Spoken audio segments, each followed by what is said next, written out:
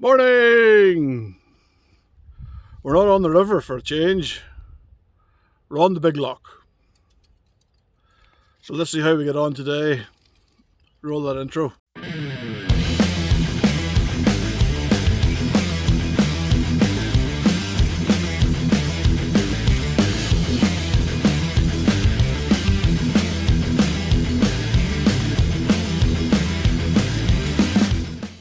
Just then.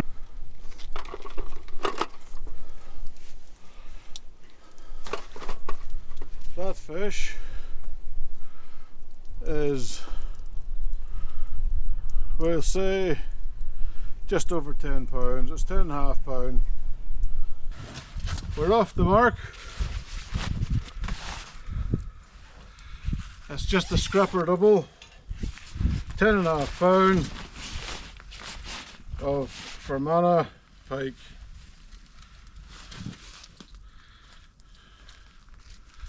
This one took a sardine. Literally as soon as I cast the sardine hit the water and the rod went off. So sardine,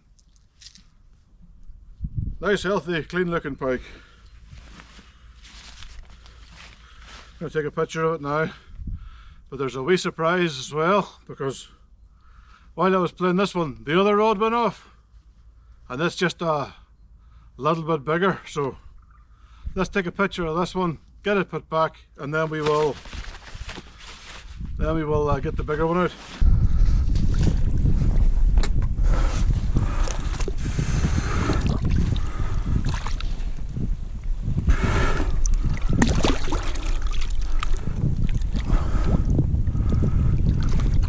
And away it goes.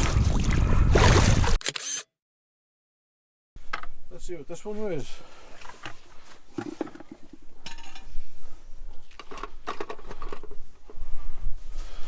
Break the 20. No, I don't think it's going to do that. 18. Hands away. It is 19 on the nail. Is it? 19. You were right. 19 pound on the nail.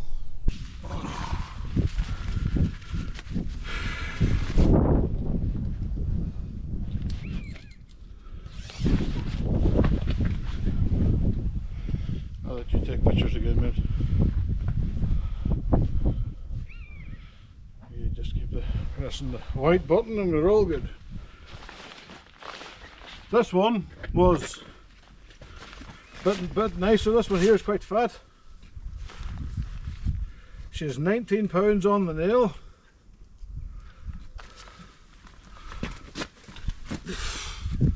£19 dead. What a beautiful fish.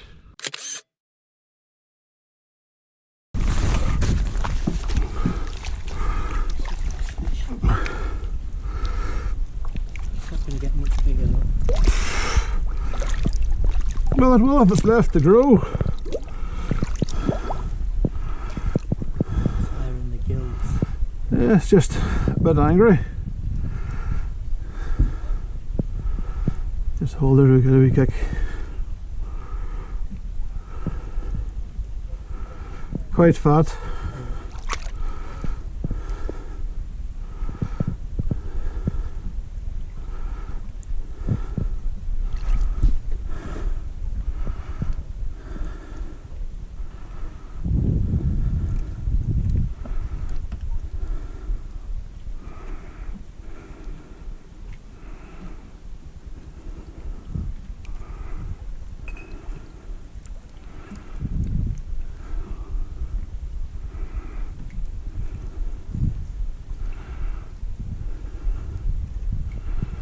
Oh, you'll lazy bugger.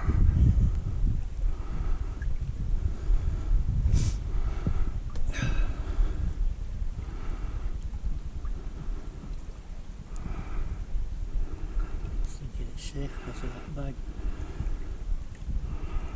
No, it's just...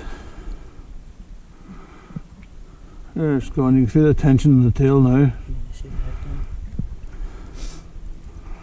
There she goes. And there you go, boom. And that water is not fucking warm. Later. Well, two fish, both doubles. One of them just a ball tickle away from £20. Both run at the same time, you know.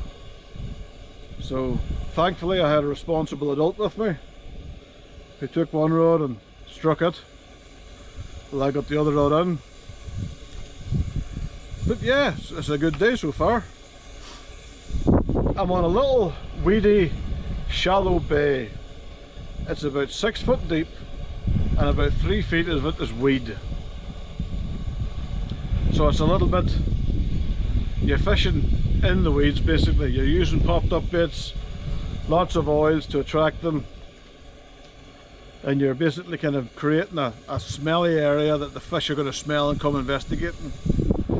Now, why am I fishing in a weedy 6 to 8 foot deep bay? Well, it's that time of year now where the pike are going to start to move from the depths to the bays to maybe think about spawning. That 19-pound fish had a lump in its belly, a decent lump in its belly, so it's clearly at something that's quite large. So that fish there is packing on the pounds to convert that into eggs. The rough rule of thumb is anything over about 12 pounds is a female pike. Jack pike, male pike don't get into double figures usually. Now there might be one occasion out there where a guy's had a double figured fish and it's produced milk, but normally anything that's above 12 pounds tends to be a female fish. So the sign that they're starting to pack on the weight and move into the shallower bays tells me honestly that there's only about maybe 3 to 4 weeks left of the pike fishing season. Because once the pike spawn, I leave them alone, I give them a rest. You know, I don't fish for them. I switch from the pike fishing onto like the coarse fishing. So I start coarse fishing usually in the spring after the pike spawn.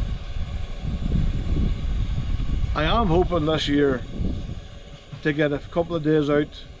I've been doing some research on charter boats in the south of Ireland that take you out for the tuna in the Atlantic Ocean. Also for sharks, blueies and other sharks. I would love to give them a go. I mean, they try to get out every year and catch some tope. Tope are good fun, but I would love to catch, you know, a bigger species of shark, you know. But sea fishing's more just a laugh, you know. You get a good group of guys, it's a charter boat, you spend most of the day taking the piss out of everybody. Usually it's a good laugh. Not so much for vlog content because people sometimes don't really want to be filmed, and that's cool, you know, that's up to them. I mean, if I'm on a charter boat, I always say to people, I am going to take footage. You know, if some people say, well, I don't really like that, then I'll just say, you know, that's okay, cool, I'll just not take footage. You know, I'm not doing this for a job, I'm only doing this for the crack. So I'm going to reward myself with a cup of coffee, and then I'm going to have a quick rundown with you, because some people asked for a more in-depth look at the rigs I use and why I use them. So I'm going to do a rundown of the rigs I'm using and why I use them. It's not going to be a long video, it's just only going to be like a short video. But we're getting in the arse end of Storm Otto. I think England and Scotland's getting it worse for the change, because it's normally Northern Ireland gets the shit kicked out of it first before it goes anywhere. But let's get a cup of coffee and then we'll see what to do after. I'm not sure if this is the wind that's knocked this off or if this is a fish. Let's find out.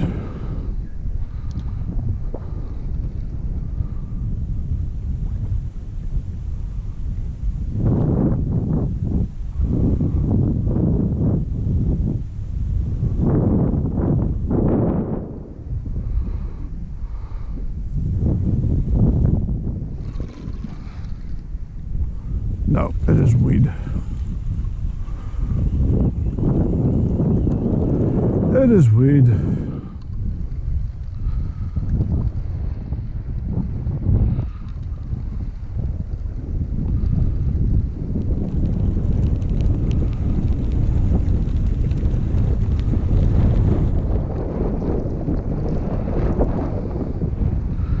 This is the weed that you're sitting in, unfortunately. And the dark green stuff is stuff from last year. The light green stuff is stuff that's growing. So it's growing already, which isn't really a...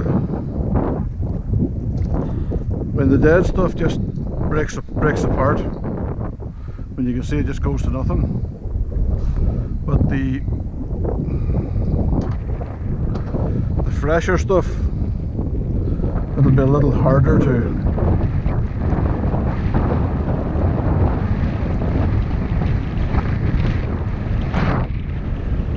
And there's my bait. Oh, he smelled.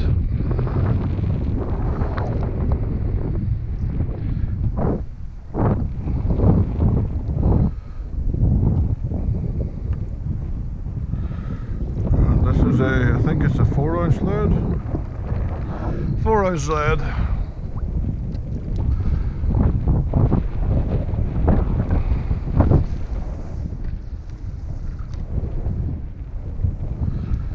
That is how far I'm fishing. Don't exactly need the big pit for that. It's only about 4 foot. 4 foot, maybe 5 foot.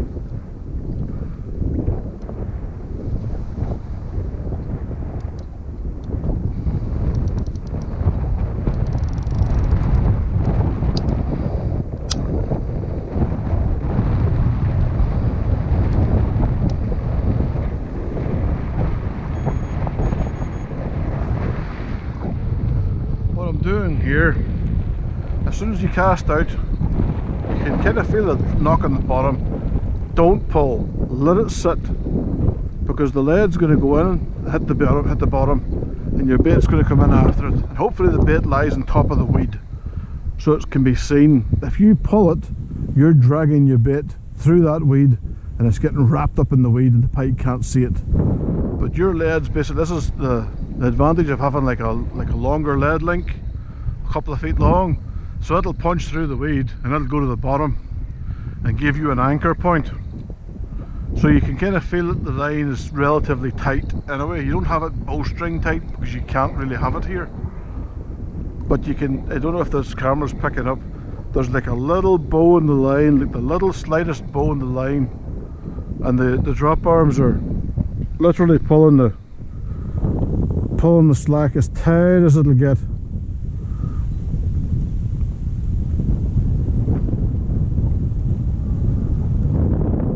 Don't really want to start pulling, because I'm fishing this from this side here.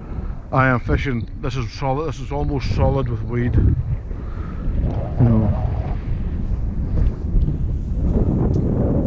Kick a weed back in because there was wee beasties in it. Let the wee beasties live. There's a jetty here at the very end. I'm going to take a walk over here and show you.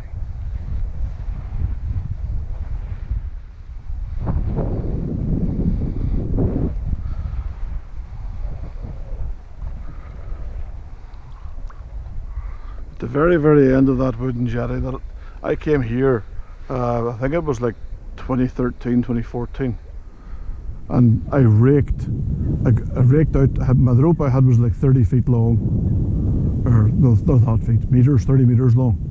So I raked a patch of weed out, and I basically chucked it behind me into the water behind me, but the water was level with the top of the jetty, so it was another maybe 2 foot higher. And I raked a patch of weed out, and I spent the whole day catching nice big lumps of roach. But I came back a fortnight later, literally kind of a fortnight later, and the weed had basically rolled back over into the area again, and the place was like almost like you'd never raked it at all. So that's the thing with fishing in a weedy area. You're going to have to be prepared to put the work in and rake it, you know.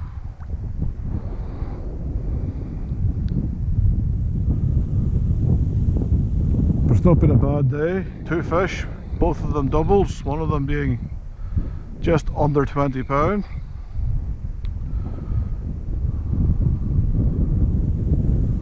I'm off next Thursday and Friday from work. So next Thursday and Friday I'll be doing an overnight session. I'm not sure whether I'm going to come here or not, or go somewhere else. But if I'm going to come here overnight, I would be bringing my bait boat and making like an area, a baited area with brown crumb and little bits of chopped up fish, and just to make an area that the fish kind of can get a smell and hook them on.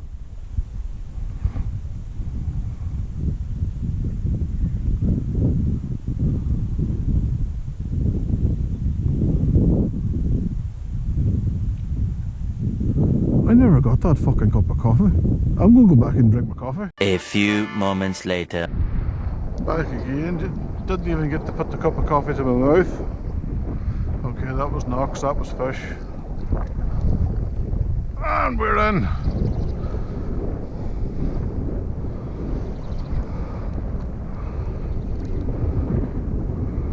This is on the pollen.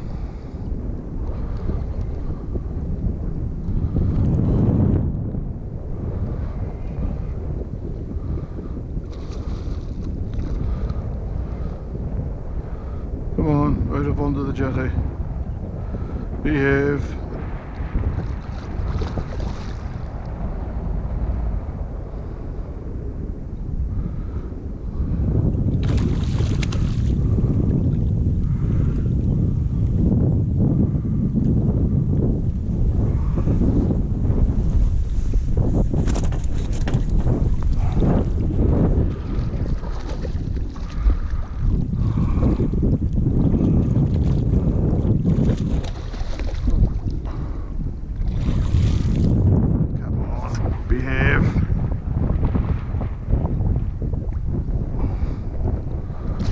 There we go. We are netted.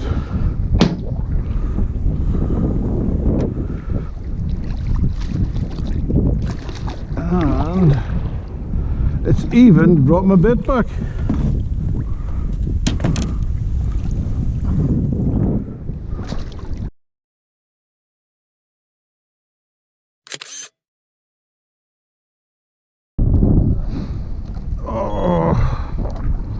The weather has turned a bit shitty. This is pulled out.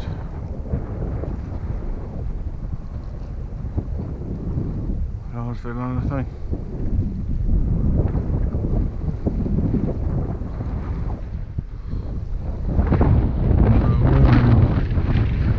We're in weed. It was pulled out by weed. Oh, right. This is a perfect excuse to show you how my rig works.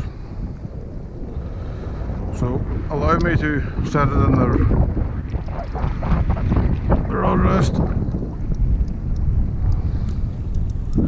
and lay it out on the ground here.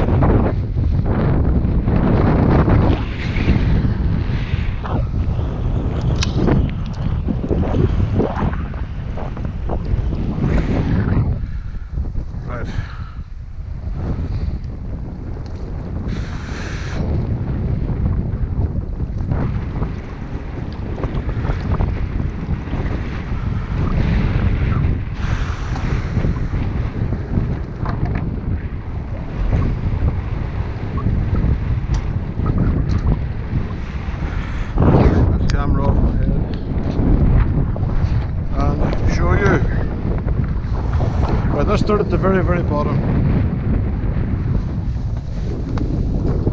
At the very bottom, we have our lead.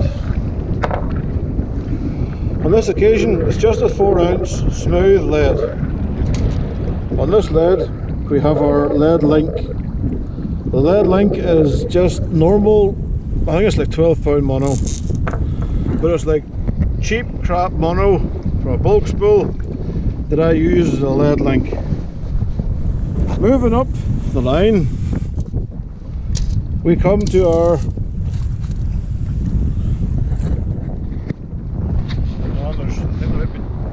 there's alright. Dangerous to doing this in the drizzle. We have our run ring, our buffer bead, our swivel and clip.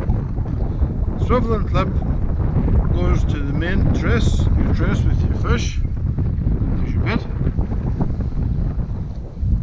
When I catch a fish, I unclip the trace from the rod, so the rod can be put back in the rod hold all and the fish can be dealt with.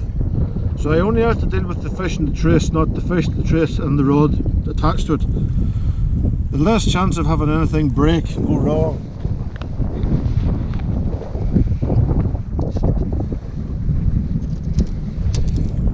I have a length of rig tubing, about 2 feet of rig tubing. Now this stuff is just a plastic tube that covers the end of the last 2 feet of your line, so that if this touches on zebra mussels, they can't destroy your main line. They can't get through this to get to your main line. Zebra mussels will destroy your main line. I've had braid that's 60 pounds destroyed by zebra mussels. So you don't want zebra mussels touching your main line at all, full stop the end. That little bit of tubing helps keep the last 2 feet of your line safe. You know, you fish with a tight line to your rod, so the last little bit of line will just be covered in that plastic and it'll be kept safe. There's also another reason why you have a little bit of that rig tubing. And it's like, if you've ever had a pike that's managed to wrap itself up, well, if it's wrapped itself up in braid, it can lose some scales. With that rig tubing, and it wraps itself up, it just provides a little bit of a buffer so that it doesn't end up taking scales and the slime off of the fish. That's not the main reason why I have it. The main reason is for the zebra mussels. My traces are all 24 inches in length, between 18 to 24 inches. You know, that's a good length for a bait trace. Hook sizes, mostly 2s and 4s. Mostly 2s and 4s. Mostly 2s and 4s that are barbed. I'm more than capable of taking the hooks out. If the hook's properly stitched into the fish's mouth, I'd have no problems taking bolt cutters and snipping the hook off and getting the hook out that way. Hooks, use good hooks. I like using owner hooks, or there's BKK hooks, they're pretty good at using them at the minute. Wire, I use American AFW, American fishing wire. Ball bearing swivels, again, they're AFW, they're rated, I think they're rated at 45 kilos, you know, so they're pretty good. Clip is the same, rated to 45 kilos, or I think it's 90 pounds. You know, so basically your clip's rated to more than anything you're going to catch fishing here in freshwater. The braided mainline on this spools, this 55 pound Fox Submerge. I'm trying it out this season. So far I'm happy with it, I'm impressed with it. It does the job. On other spools I have braid up to 100 pound. I use that stuff if I'm fishing somewhere that's very, very snaggy. Again, don't be scared to go heavy with braid. That braid, even though it's 100 pound breaking strain, it's only 0.40 millimeters in diameter, so it is the same thickness as 20 pound monofilament. So it isn't crazy thick, it isn't like a tow rope, it's you know, it is what it is. If you're using baits, big baits, fishing in a very snaggy place, then don't be afraid to step up the size and of your main line. You know, my main lines would never be anything. I would certainly never use, you know, anything lighter than 50-pound braid for my main lines. With monofilament, I wouldn't use anything lighter than 20-pound or 0.4 millimeter diameter line. That's just the way I roll, you know. Some people will say that's too heavy. Some people will say, you know, I don't need that. Personally speaking, and it's just me personally speaking, this is what I use. This is what works for me. This is what I'm happy with, and this is what I'll continue using. You know, it's not, you know, I'm not saying go out and buy stuff that is matching identical to what I fish with. I never said that. What I am saying is, my mission when I cast a bait in the water is to bring that baited trace either with hooks pulled straight or, you know, fishing in that, bring it back out of the water at the end of the day. As an angler, as a pike angler, the most we should be doing is making sure that we do not leave baited traces in the water, because a pike will eat the bait and then it's got a trace to deal with, and the chances are it's going to stitch itself up and die. So we want to look after our quarry. We don't want to, you know, do things that's going to cause them problems. So this is my top tip for today, I guess, is don't be afraid to fish with braids with main lines like 55 pounds. Don't be afraid to use the rig tubing. Don't be afraid to use, you know, my AFW wire traces, they're 45 pounds. I don't really use 30-pound wire anymore. It's always either 45 or 60 pound. Again, that's just me. And it's either like the surf strand or bleeding leader. And the bleeding leader's red, you know. My run rings are made by Catfish Pro. They have a ceramic insert like your rod ring eyes. No matter how much you abuse and use these things, they will not groove, they will not burn out, they will be perfect for your fishing. The Catfish guys use them and they will abuse them, and because if I'm going to be using stuff that's not going to fall to bits, the Catfish guys have tried and tested it with fish that fight a wee bit harder than pike, so I have no problem using the Catfish Pro run rings. Anything else, guys, give me a shout. But that's just a rough rundown of my basic ledgering rig. I keep getting asked about why I do what I do and blah blah blah, so hope that helps. And if you've, like I say, if you have any questions, give me a shout. 1 hour later. So 3 fish so far. It's not been a bad day. The wind is just picking up now. Oh, excuse me. Steve's decided to go out and give it a few hours on the old feeder rod. I have decided to come back here and have a cup of coffee. The first cup of coffee that I told you about, yeah, it went fucking cold. So much for getting a cup of coffee. Had to make a second one. 4 rods are out. Again, because we're fishing in places that are very, very weedy, the last thing you want to do is cast out and then drag to get a tight line. Don't do that. That's bad. Don't do that. Your lead will punch through the weeds and hit the bottom. Your bait will just come down after it. But you want your bait to be sat on top of the weed. The pike will be sitting in the weeds. The pike will be kind of just cruising around, minding their own business, doing their own thing. So oils are good and this sort of thing because they can kind of seep into the water columns and they kind of push around the area. The fish will kind of smell that and go, okay, cool, let's have a wee move over here.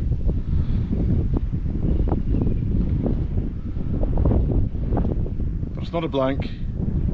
We've had 3 fish. It is a good day. It is a good day. Except for losing the little plug that's in my tripod here.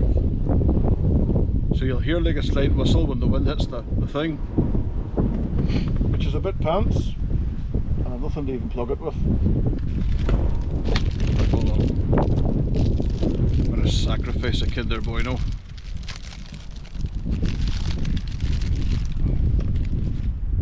I say sacrifice.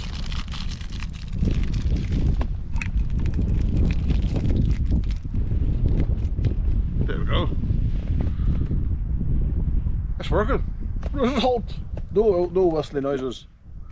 Sun's coming up, which is good. We're getting to that point of the year now where the pike are looking at spawning. Or they'll be transitioning, they'll be moving from deeper water to spawning areas. Again, this isn't so bad.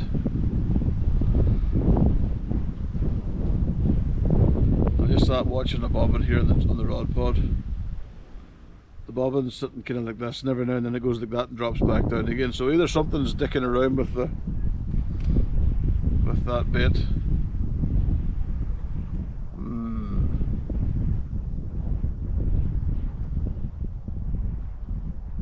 I don't know, it's not doing anything at the minute, but it definitely moved like that there. Done it twice.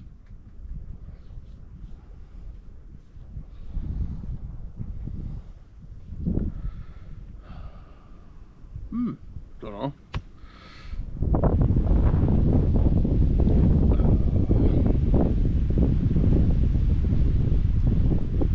2 hours later. Woohoo! Day's fishing is over.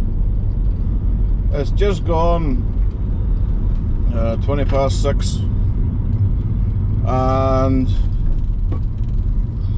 well, it's time for going home.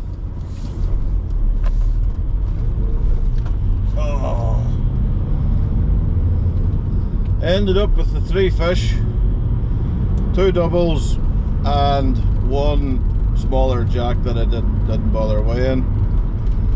I had a fucking good day, although the last half of the day the wind basically kicked up, really kicked up.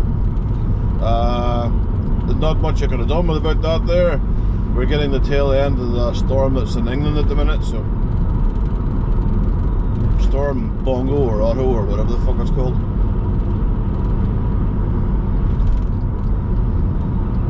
So I just have to navigate through Derryland here. Get away through it.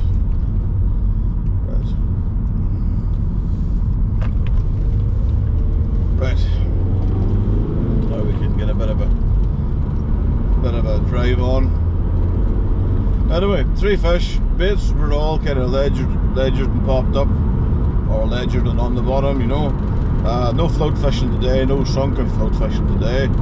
It was just one of those days where you're having to fish in weed, because, like I've said, now's the sort of time where the fish start to move to spawning times. So the fish that I caught, the 19-pound fish, beautiful fish, well conditioned, you know, not a mark on it.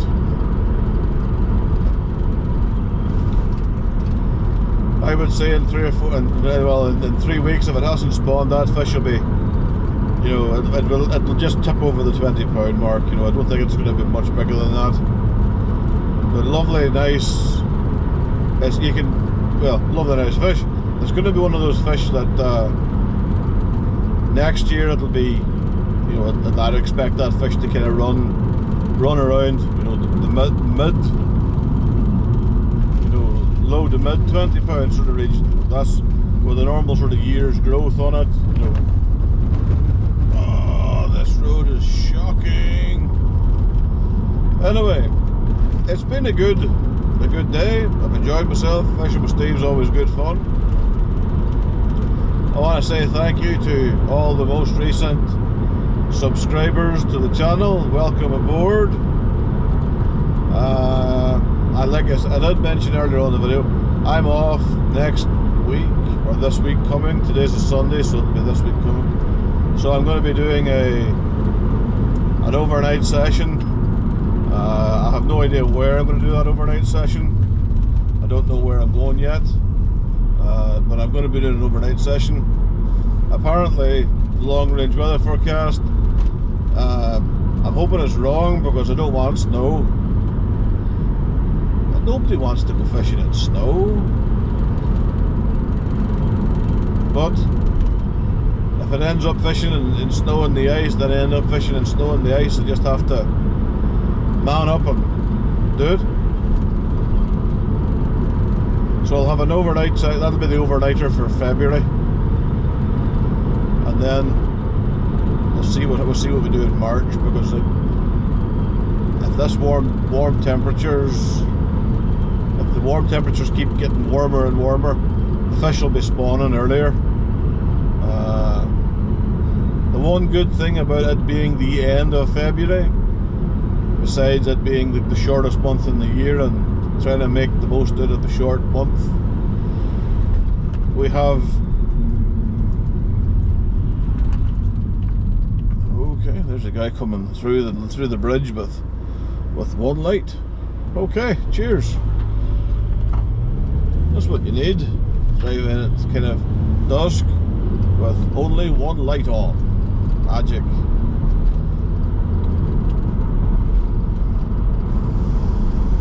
Fuck me. Oh. Anyway, back to the whole liking and sharing and subscribing. Thanks very much. Love you guys. I want to say welcome aboard to all the new guys. As we're getting there, the one good thing about coming to the end of February, it means that the cull nets will go off the dock.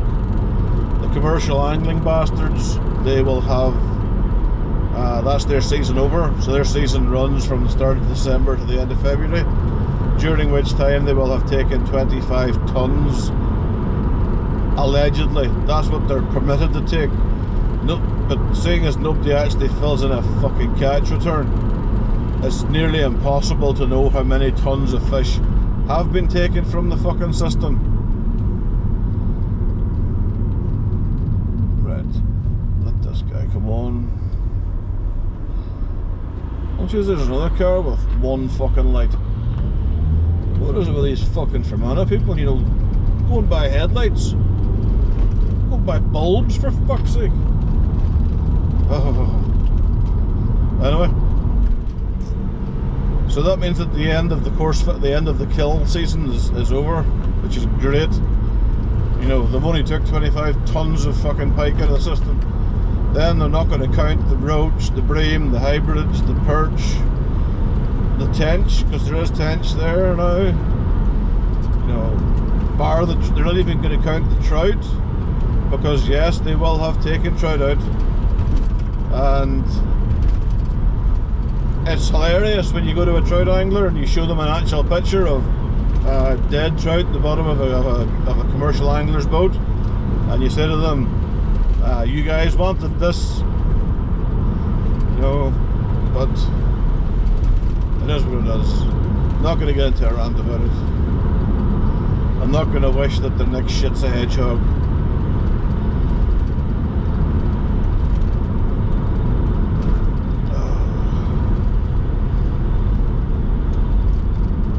Anyways, troops, I want to say, okay, this guy's got the beams on, bit blinded. I want to say, tight lines to you all, and I will catch you later on in the week. Stay safe.